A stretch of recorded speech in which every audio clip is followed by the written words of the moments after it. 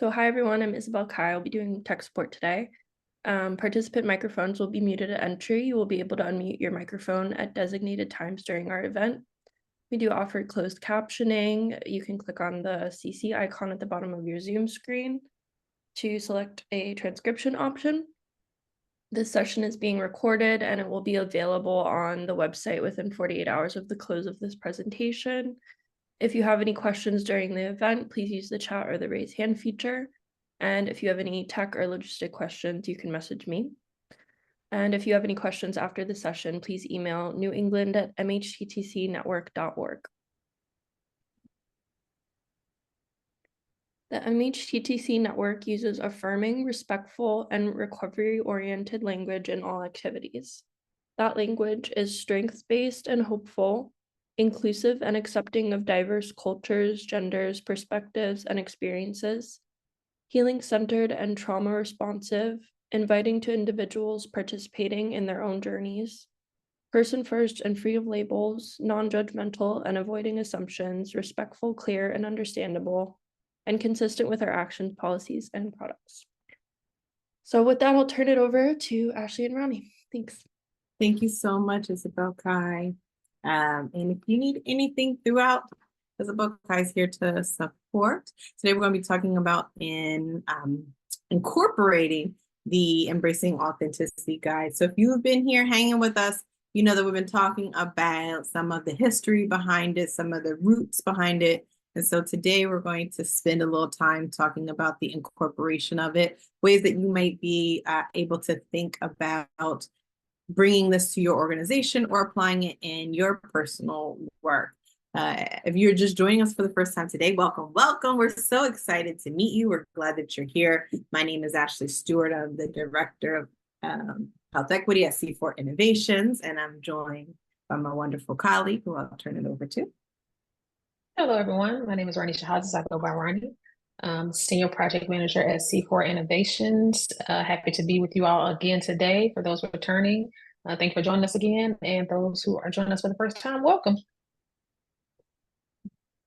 So our objectives throughout have been to introduce the Authenticity Workbook as a valuable tool to explore the practical utilization of it, to address, to talk about how important it is to addressing inequities, to center and focus on authenticity, and to encourage critical reflection through the use of it. So today we're going to preview the Embracing Authenticity Guide. We're going to do a refresher on the previous sections. We're going to review the remaining 3 sections, and then we're going to talk about some practical implementation. So this will officially be published and available for folks to access following the conclusion of this webinar series. So shortly after, sometime this week, you'll be able to have access to this and begin to incorporate it. So because we know that everyone will have access to it, we don't want to spend too much time going through every single page, but really giving you a broad overview of what's included. And we do have quite a few new faces today, so I'm going to take some time to go through the first 2 sections. We haven't included all of the pages of the workbook here, and also we hope that by going through some of the main pages, you'll get a feel for the content.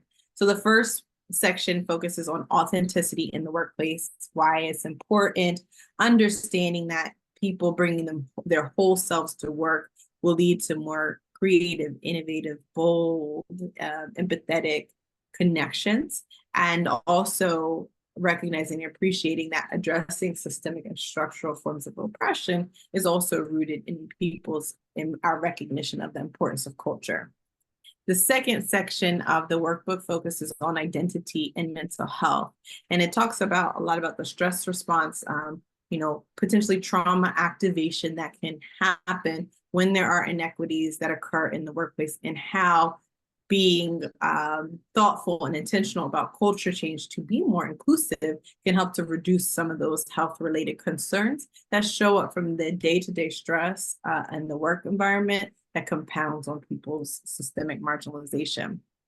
So in the workbook, we have pages that talk about the stress response. That means going through that autonomic nervous system response through the perception of threat, the activation of stress response, the physiological changes, and those fight, flight, freeze, and fawn responses that can be so natural to us. And this is really important because people may be experiencing things in the workplace, and to be able to know where it comes from or where it might be starting or rooted is really important to manage and to monitor our stress. And then the next sections of that continue to look at cultivating authenticity in the workplace, really understanding what authenticity means and what does it look like to be authentic, providing people some thought prompts to talk about what cultural authenticity looks like for themselves. What are the benefits of it? What are some of the concerns that might be arising for people to really engage or start those conversations? And then it also goes through what is leadership's role in fostering a community around authenticity. What are some of the benefits of it? And we give some definitions, some insight to what that looks like so that folks can have a conversation starting point. We also include some really great quotes about authenticity. These come from different forms of narrative-based as well as scholarship-based, lived experience-based quotes that address what are the potential benefits of authenticity. So these are helpful, or teams could potentially use these by talking about them, engaging with them maybe at the start of group meetings to say, are we doing this well? Do we feel like we are able to be creative, innovative, and bold? And if not, what parts of ourselves aren't showing up? So the quotes are really nice, and maybe even something that folks could put up around the office to be a reminder towards culture change. And then there are different exercises within these first couple sections of the workbook too that allow people to do some physical awareness exercises. For example, we have a body mapping where you can kind of assess where the stress is being felt in your body. There's a lot of really great research that talks about how body mapping, but also taking a moment to be present in our bodies, is so important to our overall wellness. We work in environments where we're constantly being pulled in different directions. Many of us are multitasking in capacities that we haven't had to before. Many of us are navigating these new hybrid levels of work environment. And so what it looks like to turn inward and assess how we're feeling has evolved as well. And so doing some of these things as a group or as individuals within the work environment can be really helpful. We also provide some context for folks to help to address and name and talk about white dominant cultural norms. And this is really important for teams to have the resource to be able to talk about it, because oftentimes when we talk about ideological norms or white dominant cultural norms, the conversation can feel divisive, or maybe folks aren't starting at a similar baseline. And so instead of having a productive conversation that can help everyone, literally everyone, form more inclusive, we end up tripping over the differences in how we're processing it, right? So when we're talking about white dominant cultural norms, it's really assessing the idea and the construct of whiteness and things that are associated that being the norm within the organization or the norm within our society, being the dominant way of thinking, but also in many cases the right way, right? So if we think about like white supremacist ideology, we're not talking about, that's not something that could be relegated specifically to folks who identify as white supremacists. Surely that's a group of folks. But in addition to it, we have to really assess and see the ways that that plays out in our everyday life, which means that how all of us might be holding constructs or cultural values that are closer in proximity to whiteness as most supreme, as the right way to do it, as good and bad and values associated with it. So this really begins to break down and reduce the divisiveness around the conversation to help people think about what this could practically look like in the work environment. It is about assessing, where are different fears emerging and where do those fears come from? is there considered to be one right way to engage with a particular topic or to do work? Is there a sense of urgency that doesn't allow space for processing? And where does that history of urgency come from within the work organization? Is there prioritization of individualism? And are there opportunities maybe to be more collaborative and cohesive as teams? And so it also provides some resources, because this is, a couple pages, but it also provides some resources for folks who maybe want to learn more and incorporate it differently in the space. Anything else come to mind, Ronnie?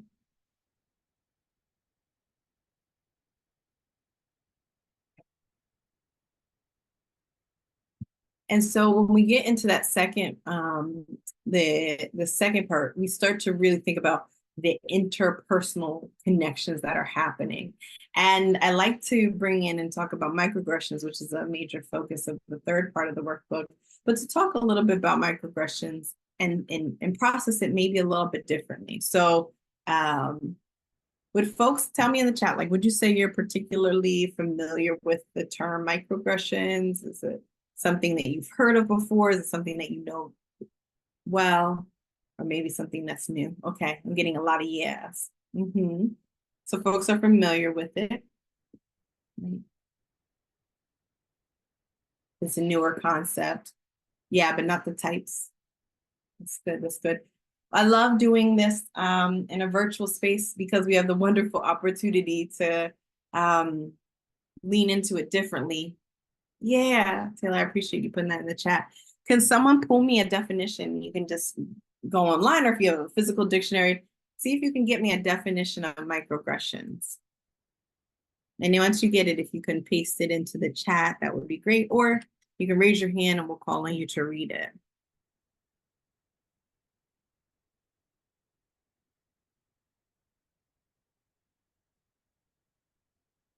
Let's see if we can get a definition from someone in the room.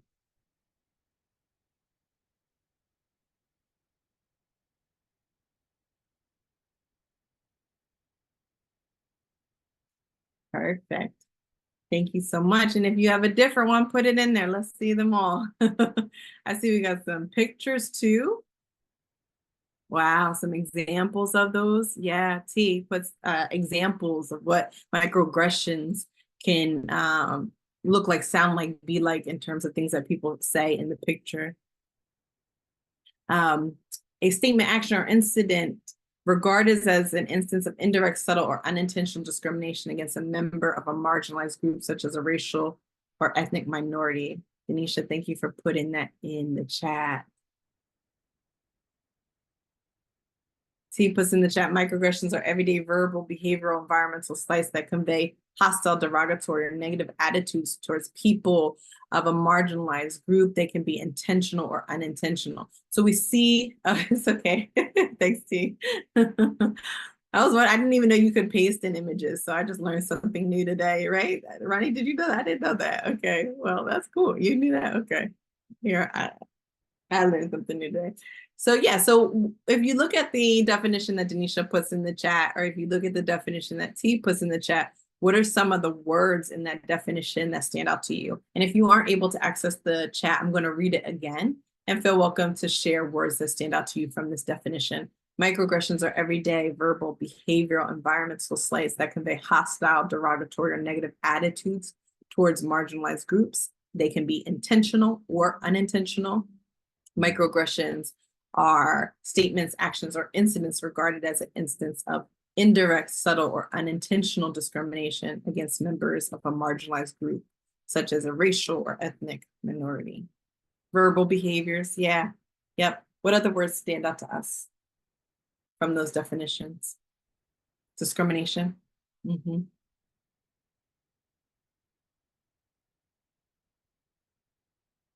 Some others?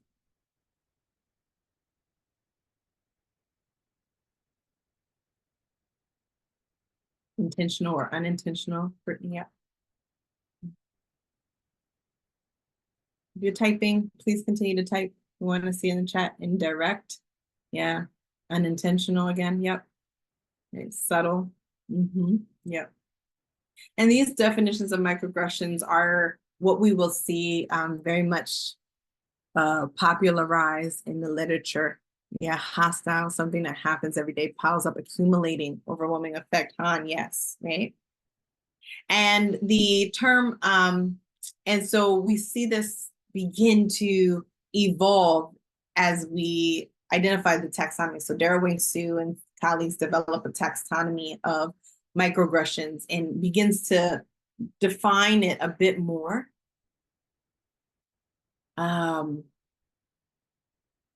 And so they describe micro insults, micro assaults, and micro invalidations. And so I like to describe them like this: a micro assault is something that is pretty clear, like something that you can see, right? It's characterized by violent or verbal, nonverbal things that are intended to also calling someone a name, but it's also can be more subtle, like not putting money in someone's hand, or you recognize when you go out to a restaurant, people speak to your friend or your partner before they speak to you.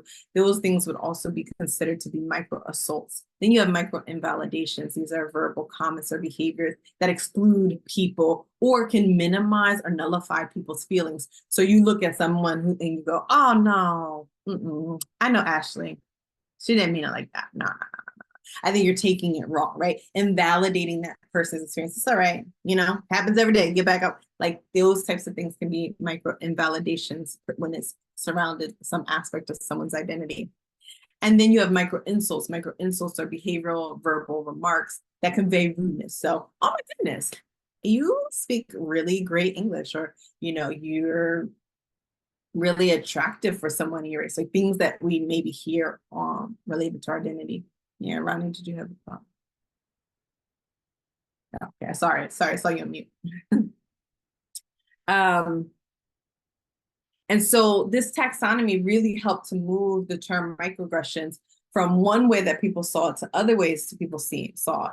And these definitions of microaggressions are very helpful, they're very useful, and they continue to push it forward, particularly as we move from a concept of racial microaggressions to seeing it relate to other intersecting forms of identity.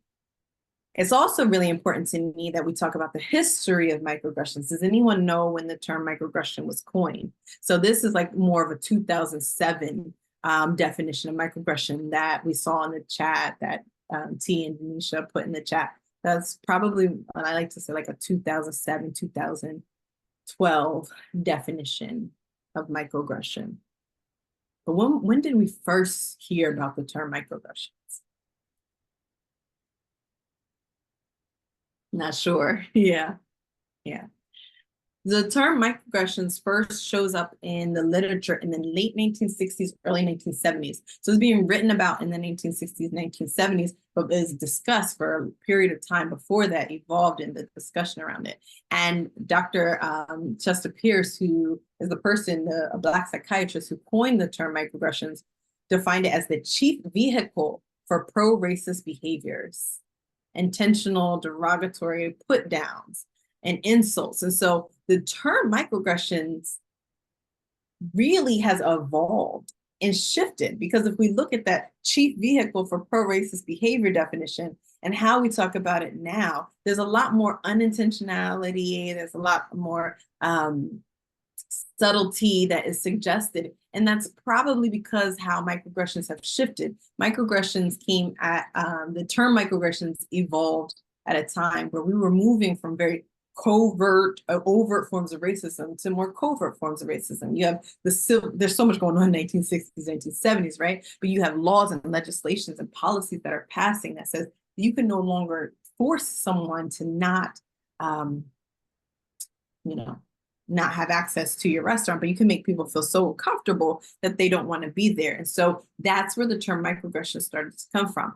The reason why I like to bring this up in the context of the workbook is microaggressions were never intended to describe something small or insignificant, nor do microaggressions describe the sometimes hurtful or biased or derogatory statements that we may hear in our lives at any point in time. So unfortunately, as humans, experiencing discrimination tends to be something that most of us, if not all of us, will experience at some point in our lives.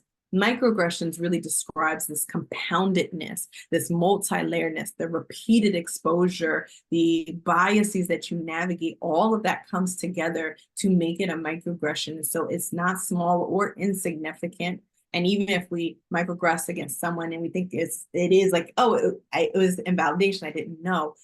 The taxonomy is showing that this is something that compounds layers upon layers. How I'm putting in the chat, happens every day. It piles over. It has an accumulative effect. So I like to describe it as like a scratch, as an analogy. If I came up and I scratched you on the arm, you'd be like, ouch, Ashley, why'd you do that? That was weird. It was hurtful. Why'd you do it? But if I kept doing it day in, day out, nonstop, again and again and again,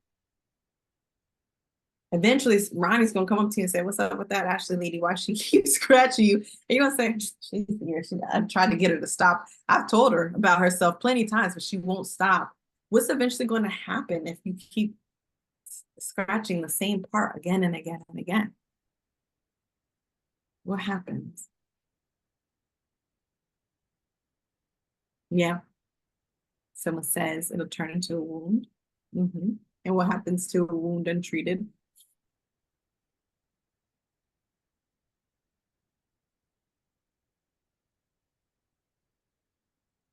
What happens if you keep scratching the same wound over and over again? It festers, it gets worse, it gets infected, right? Deeper wound, more difficult to heal.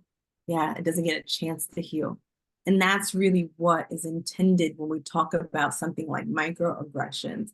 It's a term that we really use quite loosely, but I want to emphasize the impact of it. It refers to an experience of weathering, allostatic load. It's not that I heard this once in my life, but for multiple years of my life and in multiple areas and domains of my life, this message is reinforced. And this is why we see things like identity-based oppression, racism, impacting people the way that it does, because it is activating this greater wound that's multi-layered and more complex. And so the consequences of discrimination are experienced in the body, which is why we have the whole section on wellness and stress management, because research shows that when someone experiences discrimination, similar parts light up in the brain as if they were physically assaulted. This is not something that we want to take lightly. And so when we're talking about authenticity, it's not about some aspects of our personality. This is about parts of who we are and our aspects of our identity that for safety and for opportunities are often concealed. So we don't want folks utilizing their energy in code switching and assimilation efforts to feel safe, because that is consequential to our overall wellness. Thank you, Ashley. Some really great information there, and all around what is in our third section of the workbook, addressing microaggressions and institutional bias. And so some of those definitions that Ashley mentioned and that kind of timeline for the progression of microaggressions are also included in the workbook. Some exercises to walk through, things that you can do for yourself and things that you can do with peers and colleagues and leadership to create a culture that is supportive of eliminating and addressing microaggressions in the workplace. And then we get into chapter 4.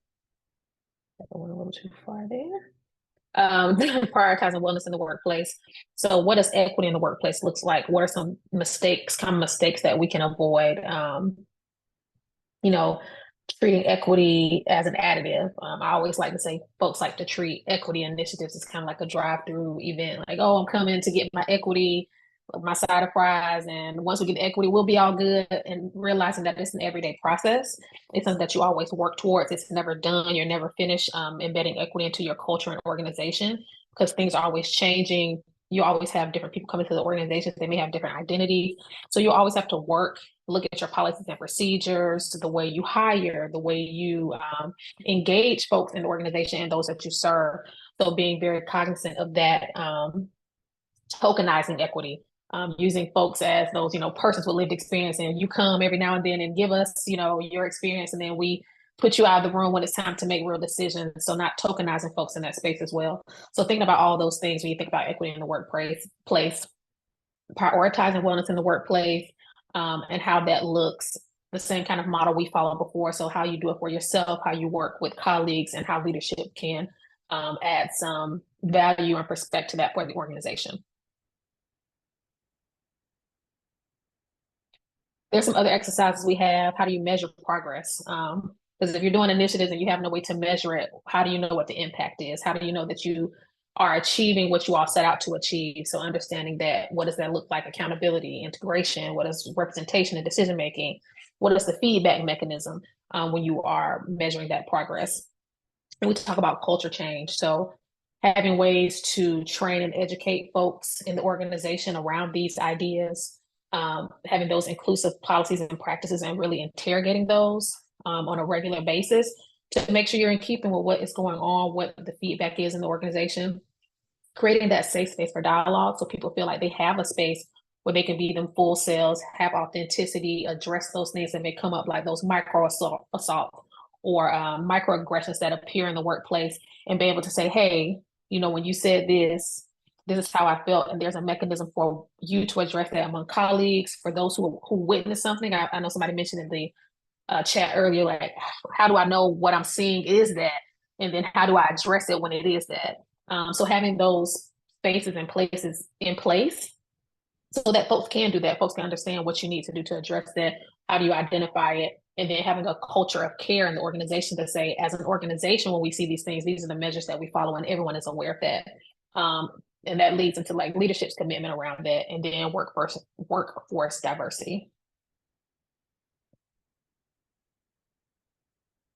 And we have some other things around intent versus impact when you think about when you experience these different things in the workplace. So, you may have intended to mean one thing when you made a compliment, or what you thought was a compliment, but what was the impact of that to the person receiving it? Being able to have conversations. What happens when the intent and impact don't align? What do you need to do? What steps you need to take? How do you address microaggressions? So in chapters 3 and 4, you'll do a lot of those exercises, having activities and ways to give you real, tangible ways to address issues that may come up in the workplace.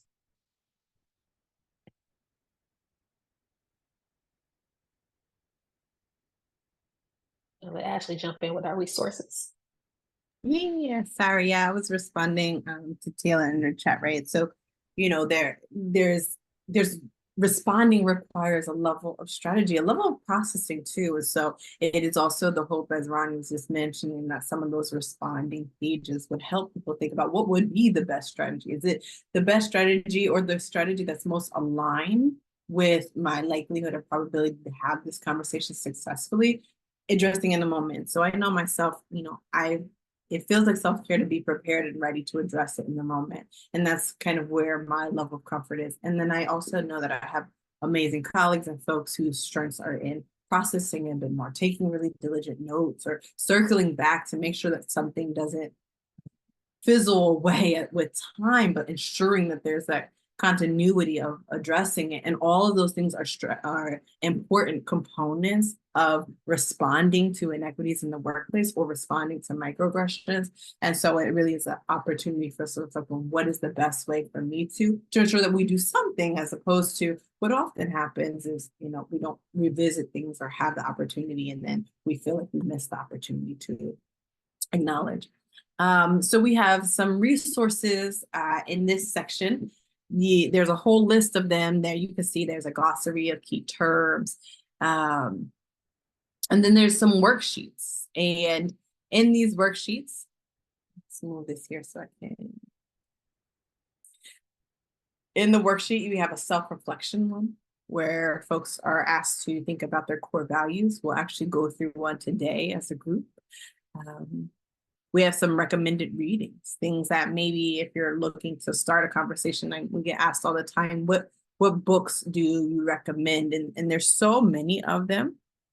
There's the Harvard implicit bias test. The thing to be sure to think about related to this. I would also add my grandmother's hands to that list. I've been thinking about it now, but the thing about it is that with these things, you want to ensure that there's a group or that you all feel prepared to be able to facilitate a dialogue around something like utilization of the implicit bias test. But perhaps you want to dive into an examination of a conversation with your team. That might be something that the team will do together. And then you can talk about, did you like that experience? Did you not like that experience? How did it make you feel? Do you feel like it was accurate? What did you observe from it? So making sure that there's an opportunity to process or facilitate a dialogue, as opposed to sending out these resources and like Roddy said, well, we did equity, sprinkled it right on top. 5-point plan, we're done, right? It's not that, it's the meaningful incorporation of it. So with any of these resources, with any of these worksheets, with any of these recommendations, it's really important that there's a distinct and intentional follow-up or processing of it with it as well. Some additional resources that we have are to think about it like a bystander. So you're a person who observed it. It didn't happen to you. The person didn't say it to you. You weren't the person who said it, but you observed it. And you went, oh. How do you follow up? How do you check in with folks? How do you, what are different things you might be able to do in that moment? And so that worksheet helps you kind of think through what that will look like. We know that policy change is really important for organizations. So there's a resource to help folks think about what are the key principles needed to think about what policy will look like. There's a worksheet to help folks identify microaggressions, right? Was it a micro insult? Was it a micro assault? Was it a micro invalidation? Describe an example of a microaggression that you have experienced, reflect on the impact of the microaggression and how it might have been, how it might have affected a targeted individual. So by thinking through and writing out the identification of a microaggression, it better equips us to be able to say, I observed this in our meeting earlier when we were talking about, different holidays, and a comment was made. I really think that was a micro assault. I really think that was a micro invalidation that occurred. And the reason why is because I think it would have affected individuals who, individuals who left the room or whatever it is, but the worksheet would help folks kind of process what happened in that moment. To be able to communicate more about it and do so in a way that maybe feels more strategic and therefore kind of reduces our anxiety because we process it out a bit more. The most important thing is responding. And then we also have one on a wellness action plan, right? So for individuals who maybe have experienced a microaggression or experienced workplace stress related to authenticity, getting some thoughts going about how that could look like. There's suggestions about what inclusive leadership workshops could look like, and maybe some different components of what to include in a workshop, whether you're developing one internally, if you have an organizational committee that's interested in, talking about some different topics, it gives some suggestions. Maybe you're working with a partner and you can kind of bring some of these ideas related to what specifically your organization needs. So it helps with that. Also some guidance around what maybe an unconscious bias training would look like. And then we have another policy suggestion for folks because we want it to be all ends of the spectrum, interpersonal as well as organizational. Some different steps about how to report and resolve, recognizing and acknowledging that resolution is an ongoing continual process and not something that we do once and then it's fixed, but it also is about being proactive and ensuring that the reduction of harm is consistent. Pass back to you. Thank you. So as you all can see, we tried to put together a comprehensive workbook that gave you some details, definitions, but also give you a chance to act and really work through some things with colleagues. And I will talk about incorporating the guide into the work environment. So what are some practical applications? So using the workbook for team building exercise, taking this as a resource and tool as you're having those kind of those professional development opportunities to say, we're going to frame it around this workbook. How do we work through this as an organization, as a team, to incorporate these, build these practices, look at our policies and procedures, understand and address the different topics that come up here, the microaggressions, the white supremacy culture, characteristics, all of those things, and be able to work there as a team and deal with the difficult conversations together, because it makes it more meaningful and more it has a lot longer lasting impact when the team is doing it together. Facilitating group-based discussions on workbook content, so having people be able to talk through it, understand, hear from each other, different perspectives, be able to bring those all together and move together as a group in the organization to figure out the path forward, how you all operate in a way that supports people's authenticity. And then be able to track personal growth and development over time, using this as a baseline to say, this is what we are looking to do. How we're going from here? How do we look back? What is that baseline? How do we measure our success? Having a way to always, because it's going to be an iterative process, right? You're not going to just do it all at once. Everything's going to be done. So how do you revisit it? How do you come back and say, this is where we were 3 months ago, this is where we are now, this is where we look to get to, and how do you track that? So using it as a way to do that, working through the ideas and topics in the workbook. And then we talk about the importance of self-reflection and introspection when using this. So how can I better align my values with my work responsibilities? Because when you show up authentically as yourself, it brings value to the company, but what does that look like? What steps can I take to improve my authenticity at work? How can I be more confident and comfortable showing up as my full self while also working simultaneously with my organization to create an environment for me to do that, right? And then what steps can I take to improve authenticity at work for my team? Because you all are not an island, you don't work alone. There are other people that you are in community with, share space with, do this work with. So how can you all work together to improve authenticity at work for everyone? Because when you all can show up as yourself, it's not just one person, it's not just the folks in leadership that should be able to show up as themselves. When you all can show up for yourselves as yourselves, it creates a work environment that is productive and really invites people in to be creative and do their best quality work. I don't know if Ashley, you had anything to add there. Gotcha. We talk about addressing inequities and how this workbook can help do that. So giving folks the language. Folks in here said today they've heard some of the definitions, but maybe not fully understood them or haven't heard some of the nuances between the different types of things that are happening. So being able to give folks the language to talk about that, because when you have the language, you can better express yourself and be able to have folks understand where you're coming from and be able to come into a space together where you all can grow and learn. Providing a processing space and strategies. So thinking about some of those worksheets that Ashley shared for the resources and say, this is what we've decided as an organization, as a team, how we're going to approach this work, and having some really clear outlines for that and clear spaces to do that work. Validating experiences and providing opportunities for response regulation, being able to say, hey, this is the space I need. I hear what you're saying. Let me process that. Do you hear what I'm saying? Like, how do we have that conversation and engage in a real meaningful way? And then proactively getting folks thinking about their roles in culture change, because it's not something that's happening to you. It's happening with you. You're a part of it. So how do you get folks to actively engage in the process and say, we are making commitments to this together.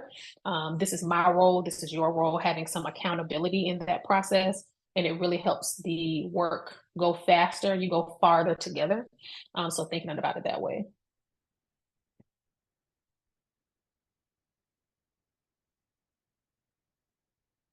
And so we'll jump to exercise, as Ashley mentioned before, as we showed one of the workbook pages, and really thinking about how can I apply this workbook's insights to improve my team's dynamics, and what strategies can you implement to create a more inclusive and authentic work environment? And I don't know if anyone has anything to share. We will jump into our exercise, but just thinking about that, looking at what you've seen thus far, what do you think some ways that you can apply this workbook to improve your team's dynamics? You can come off mute. This is an open space. We like to mirror what we see in the workbook, so creating those spaces for folks to have conversations. So someone wants to share, or you can share in the chat.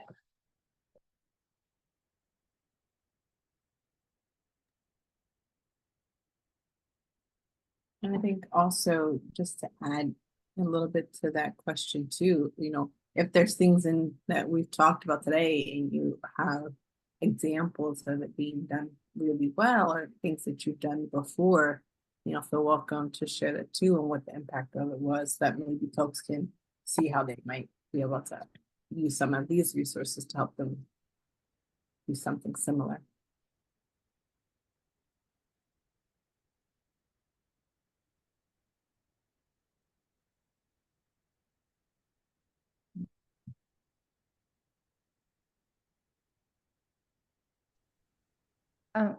We have a weekly, we have a weekly meeting where part of it is focused on developing cultural humility, looking at different aspects and how we can expand, our skill set there. And so I see that as like a natural place, I think, to incorporate this and help facilitate some of those conversations. As far as the other question that you added, Ashley, I think, you don't mind, I'm gonna talk about a misstep first, and then from myself, and then how the shift really helped. So, I think that we all want to be seen as like good people. And so there's like a natural defensiveness that can come up in defending our intentions. And I will admit, like that's a place where I was at in a different point in my life. And but I saw firsthand how powerful it was and what it meant to the people that I supervise and the people in my life when I shifted to that focus on impact versus the intentionality. And I know, there's a section in here in this workbook, and I think that could be a really powerful tool for anyone, in relationships, but especially I think in a role where you're trying to change the environment or culture in your workplace, or if you're in a supervisory position, to shifting our perspective, not to defend the agency or defend the business or defend yourself or your intent, and focus on the impact of the comment or the impact of the behavior. So I just really appreciated that's there's some pieces in there. I'm interested to kind of get in those pages a little more and, look at how it got, because I know it said, how do you, so I'm excited to see how that kind of guides folks through too.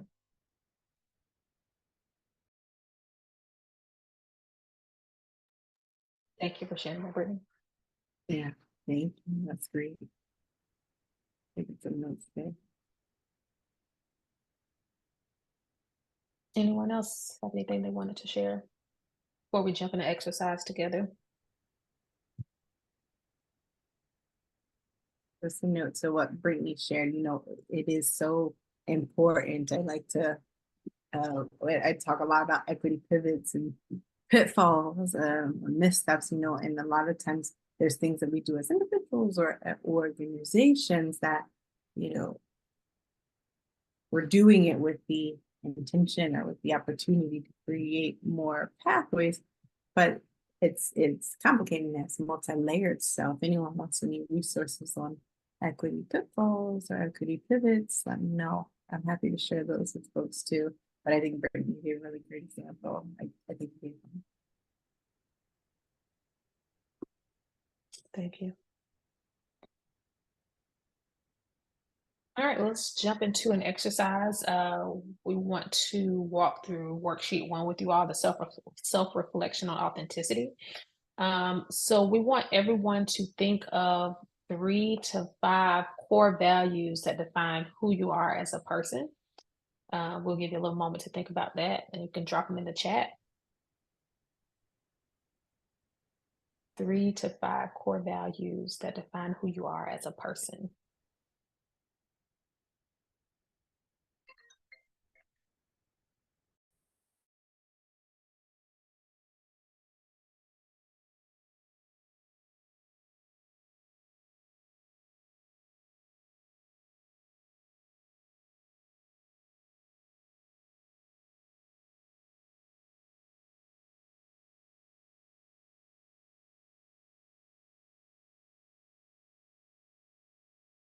Doesn't I love that?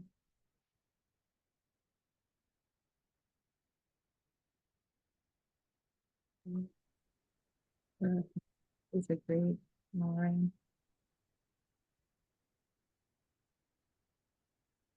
you. Thank you. Yeah. Thank you.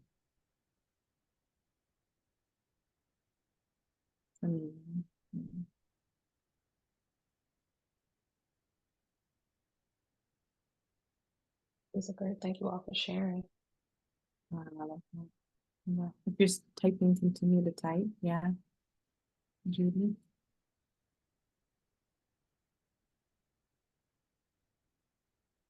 Vulnerability, I like that.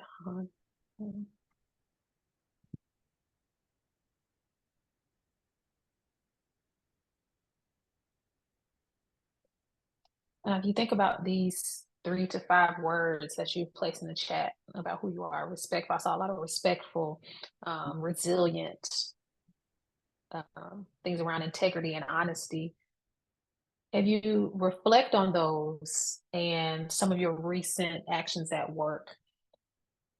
Do these actions align with your core values, the thing that you've stated here? And if not, how could you have acted more authentically when you think about the core of who you are, who you stated here, and how you've operated in the workplace? What does that look like? Does it align?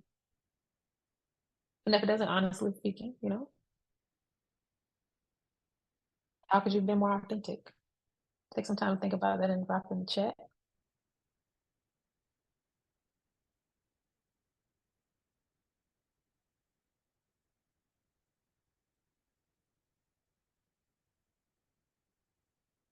Very good, thank you. Yes, they do align.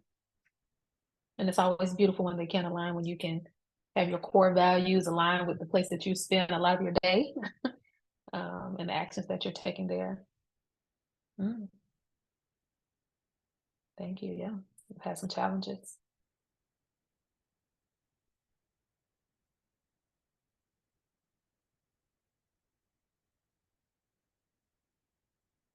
Thinking about those challenges, how could you have acted more authentically?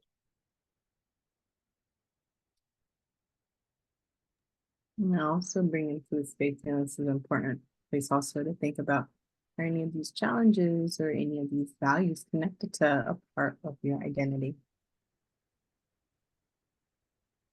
Could it be, is there any part of it that's about expressing your values through a cultural lens that might not feel as welcome in the work environment?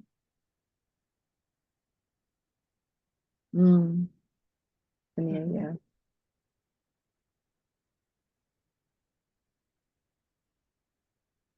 Yeah, being able to express that and say how that made you feel. It could be a intent versus impact, what the intent was by the person or the event. What was the actual impact on you? Yeah.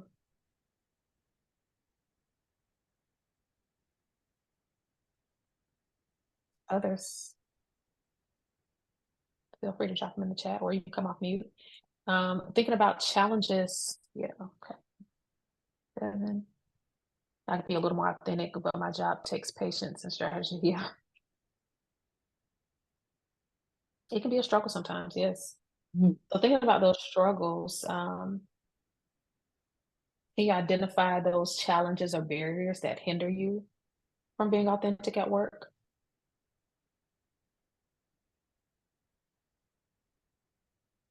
What do some of those challenges and struggles look like? And how can you address or overcome those? And even thinking about some of the things we shared, how can you potentially use some of those activities or exercises or ideas to help you address or overcome these challenges? By getting your workbook, like literally, I'm so at awe right now. I just want to thank you guys because this is so important. Being in leadership and dealing with a variety of ethnicities with others and, your supervisor and then your clients, and it can be challenging. And learning the right way to speak to get a result without offending anyone. It's something that I need to work on, because I don't always express myself the way that I would like to. You know how you go to the doctor and you have all these things, and then you get in front of the doctor and you don't tell them anything? Yeah. So I find myself just doing that, and then the impact is more because I take that home, you know?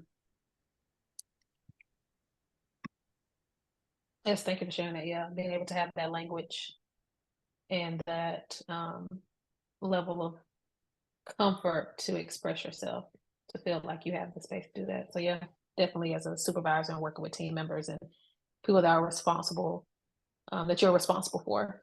Well, thank you for sharing that. Ashley, if you had anything to add. Nope. No, but I think it does, really align beautifully with some of the ways having those difficult conversations, right? Developing a strategy to be able to have all of the thoughts together. Sometimes we need more time. Now we get a chance to see the first one where we kind of went through some of the best practices, but having an opportunity to just take some time to process and think about what are all the components of it. Because a lot of times we get in front and it's the nerves, it's the anxiousness, it's the, I don't want to overwhelm someone, but if we really take the opportunity to recognize that we might need some more time to process, it's okay to come back to things again and again, because that's the way that this work evolves. And so, getting copies of it for your team, it's as simple as sending a link, right? So it will be sent out to all of the participants of the web series too. It'll also be on the MHTTC website. You can have it be part of an existing discussion, a work group, or even like a regular staff meeting to say, all right, today we said we're going to look at a little bit about microaggressions and see if we could observe any throughout this week. What did you observe? Yeah. Did you feel comfortable to address it? No, you didn't feel comfortable this time? Okay, let's talk about what skills we might need to build or support folks with to feel more prepared next time. That's a healthy conversation to have, because there are a lot of opportunities that we miss, and we want to build up our confidence and skills to be able to not miss opportunities in the future, and encourage other folks to use it. So we're really excited to share this with you. I'll put this up. It's these are Ronnie and my email addresses. If you are interested, I'll put that back up. But I also wanted to make sure that you all got a chance to scan the evaluation code. Yep, there you go.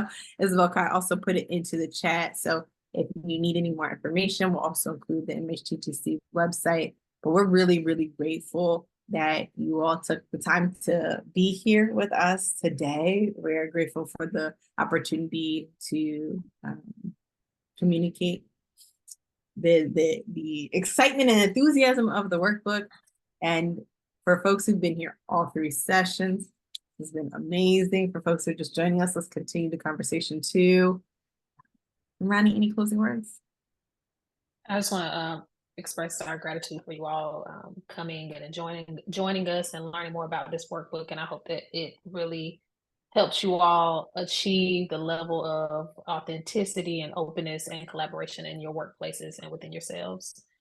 So thank you again for joining us. Thank you, Isabel Kai, for facilitating all this webinar series for our tech. And thank you all for joining us.